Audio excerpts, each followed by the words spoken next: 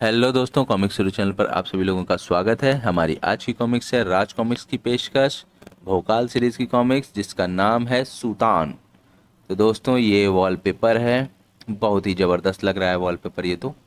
चलिए शुरू करते हैं इसका पार्ट 1 सुल्तान का। लेखक संजय गुप्ता, चित्रांकन कदम स्टूडियो, संपादन मनीष चंद्र गुप्त। पृथ्वी की आकाशगंगा में तैरते अनेक भूखंडों में से एक है हिप्ना, जिस पर जीवन मौजूद है। हिप्ना हिप्ना का एक समृद्धशाली देश है प्रोका। प्रोका का राजा टोस्कर बहुत न्यायप्रिय प्रजा वत्सल राजा। राजकोष की अच्छी स्थिति को देखते हुए इस वर्ष प्रजा से कोई भी लगान नहीं लिया जाएगा। महाराज टोस्कर जिंदाबाद।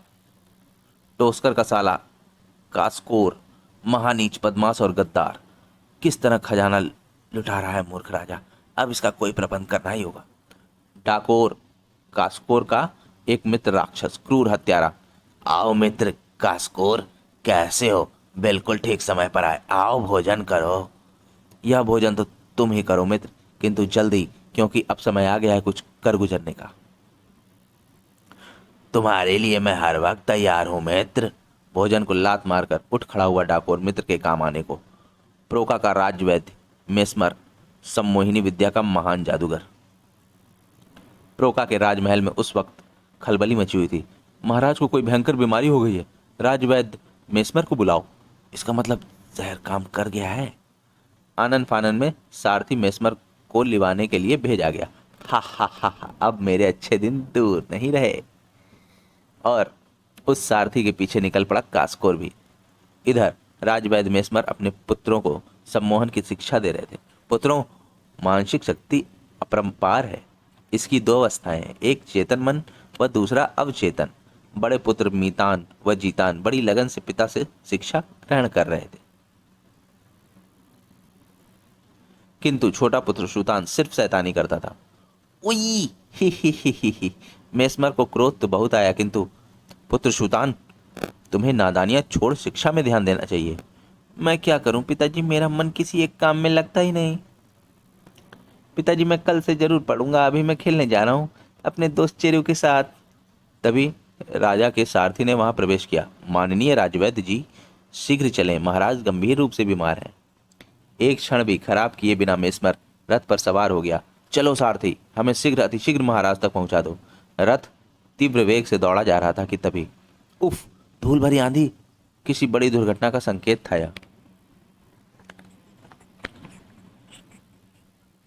धूल उड़ने के कारण मेस्मर को अपने सबसे बड़े हथियार आंखें बंद करनी पड़ी। फलस्वरूप वह देख भी न पाया कि सामने कौन खड़ा है। इसकी मौत बना। कैसे कबूतर की तरह आंखें नीचे खड़ा है मेरा शिकार। इसको खत्म करना आवश्यक है, क्योंकि यही प्रोका का सबसे शक्तिशाली व्यक्ति है। आंखों के लिए यह धूल बहुत हानिकारक है। आह आह। और मेस्मर डाकोर की दरिंदगी का शिकार बना जमीन पर पड़ा था। लो मित्र, तुम तो कहते थे कि यह बहुत शक्तिशाली है। मेरे तो यह कबूतर 2 बार भी ना सह सका। यह कबूतर नहीं है डाकोर, यह बाज है, बाज, शक्तिशाली बाज। अगर इसकी आंखों में धूल ना उड़ाई जाती तो तुम ही क्या, हिप्ना ग्रह का कोई सूरमा इसे धरती नहीं सुंघा सकता था। जाओ मित्र, तुम अभी मेरी अद्भुत शक्ति अंगारों के नाच से वाकिफ नहीं हो, इसलिए ऐसा कह रहे हो। डाकोर के लिए वह खेल रहा होगा, किंतु टोस्कर व मेस्मर के निर्जीव शरीर तक से चिंतित था। कुछ भी हो डाकोर, तुम्हें वादे के अनुसार इसका निर्जीव शरीर हमेशा अपने साथ रखना होगा। मैं इसकी मृत्यु के पश्चात भी इससे डरता हूँ। डाकोर सदा अपने वायदे पर कायम रहेगा मित्र। मैं चलता हूँ राजमहल महाराज की हालचाल देखने। तुम जाओ अपने अगले अभियान पर। राक्षस चल पड़ा राक्षसी अभियान पर। बड़े शर्म की बात है, इतने महान राक्षस से केवल एक बूढ़े की हत्या करवाई, वो भी धोखे से। कुछ देर बाद उसके रथ ने मेस्मर की कुटिया की धरती रौंद डाली। डाकोर का प्रिय खेल है खून बहाना। कांप उठा बालक सुल्तान जब उसने पेड़ की खोखल से गर्दन निकालकर बाहर झांका। मेस्मर के चूजों, तुम्हारा अंत आ गया डाकोर के हाथों। आह! चीख भी ना सका मीतान। हिप्ना के सबसे शक्तिशाली व्यक्ति की कुटिया में इतना निर्मम हत्याकांड।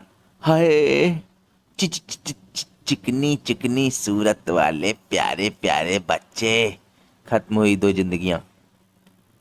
डाकोर मुड़ा और चल पड़ा। बस अब लगी है भूख, चलूं गुफा में पांडु हिरणों का मांस। कितनी खुशी का अनुभव कर रहा था जलील लहू बहाकर, और जिसका लहू धरती पर फैला हुआ था वह बालक सुल्तान जड़वत हो गया था। डाकोर डाकोर डाकोर डाकोर। आंखों में तैर रही थी केवल एक सूरत, दिमाग में गूंज रहा था केवल एक नाम, डाकोर। नन्हा नीचे झुका, अपने नन्हे हाथों से उसने एक तिनका उठाया और अभी उछल पड़ेंगे भैया मितान। जमीन और आसमान दोनों को रुला दिया नन्हे सुल्तान ने। उछलते क्यों नहीं भैया, उछले तुम्हारे कान में गुदगुदी हो रही है। तब तक करता रहा वह यही हरकत जब तक उसे विश्वास नहीं हो गया कि मेरे भाई मर गए। नन्हे मस्तिष्क पर गहरा असर पड़ा भाइयों की निर्मम हत्या का। मैं बदला लूंगा डाकोर। भागता चला गया वह डाकोर से टकराने को, किंतु नन्हे कदमों ने शीघ्र ही साथ छोड़ दिया। डाकोर डाकोर आह, और छोड़ दिया साथ चेतना ने। तभी बेहोश पड़े बालक के शरीर को घेर लिया उन अदृश्य किरणों ने। उसका शरीर हवा में उठा और एक तरफ उड़ चला। जब सुल्तान की आंखें खुली, वह एक ओजस्वी वृद्ध के समक्ष खड़ा था। यह मैं कहाँ आ गया, मुझे डाकोर चाहिए। पुत्र सुल्तान शांत हो जाओ। जाने क्या सम्मोहन था उस नेत्रहीन की आवाज में। सुल्तान एकदम शांत हो गया। पुत्र मेरी बात गौर से सुनो, मैं हूं तुम्हारे पिता का गुरु पासेगुर। चुपचाप सुन रहा था सुल्तान पासेगुर का हर एक शब्द बड़ी गौर से। तुम अपने भाइयों की मौत का बदला उस भयानक राक्षस डाकोर से तभी ले सकोगे जब उसके समान शक्तिशाली बनोगे। कहता चला गया पासेगुर।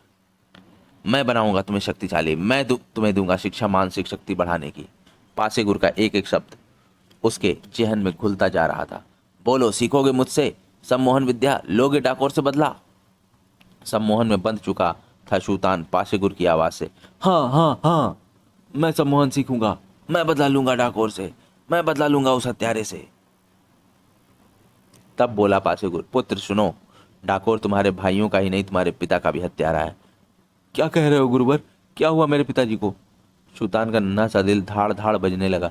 राक्षस डाकोर ने उन पर भी हमला किया था। और पासेगुर ने सुल्तान को मेस्मर के साथ घटी पूरी घटना सुना दी। चीख उठा सुल्तान, नहीं, यह सच नहीं हो सकता, यह झूठ है। हाँ, यह पूरी तरह से सच नहीं है, क्योंकि डाकोर का पहला वार पड़ते ही वह मोह निद्रा की स्थिति में आ गया था। इस स्थिति में आने के बाद दर्द भूख प्यास पर काबू हो जाता है। डाकोर उसे मृत ही समझ रहा है, किंतु वह जीवित है। चैन की एक छोटी सी सांस ली सुल्तान ने। फिर मैं उन्हें छुड़वाऊंगा जरूर, किंतु शिक्षा पूरी होने के बाद।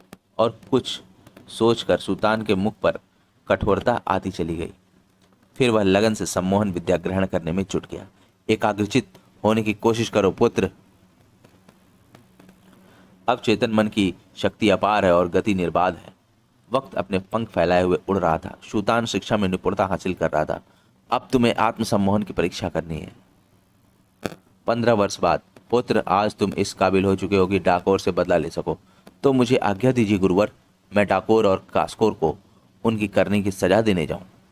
पासेगुर ने एक रहस्योद्घाटन किया। पुत्र सुल्तान, अब डाकोर हिपनाग्रह पर नहीं है। तो फिर कहाँ है वह शैतान?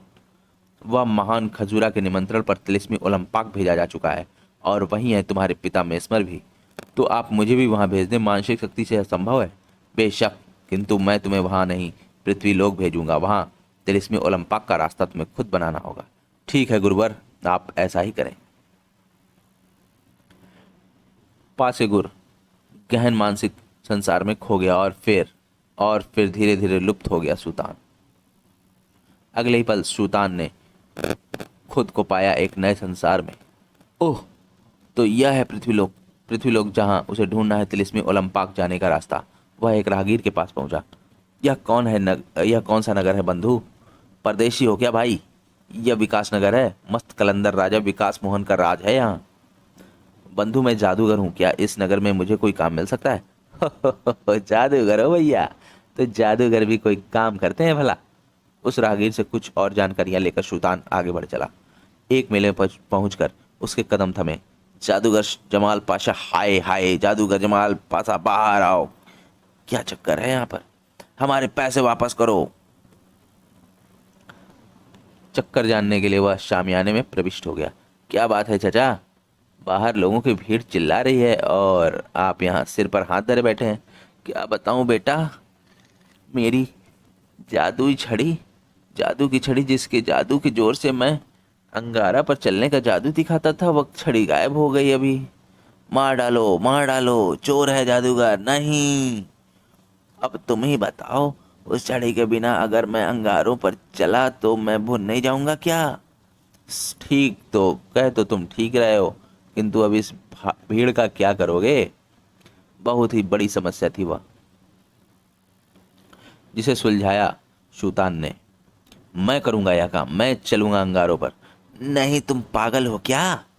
किंतु जमाल पाशा किसे पागल समझ रहा था? सम्मोहिनी विद्या के महान जादूगर को।